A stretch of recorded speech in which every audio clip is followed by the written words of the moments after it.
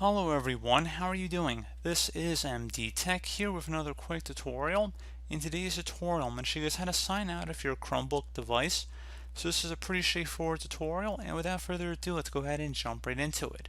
So we're going to start by just left clicking on the clock icon at the far right corner of the system shelf. And then you're going to go ahead and just select the option that says this little power button here.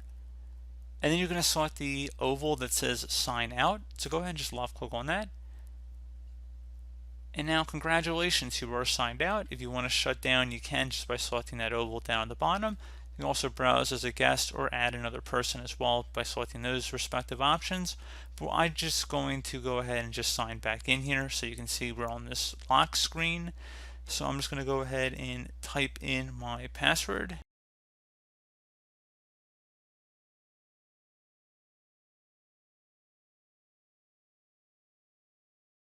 And you're going to go ahead and hit enter on your keyboard to enter in your password, or you can select the little arrow, and there you go guys, simple as that. So pretty straightforward. Do hope I was able to help you out, and I do look forward to catching you all in the next tutorial. Goodbye.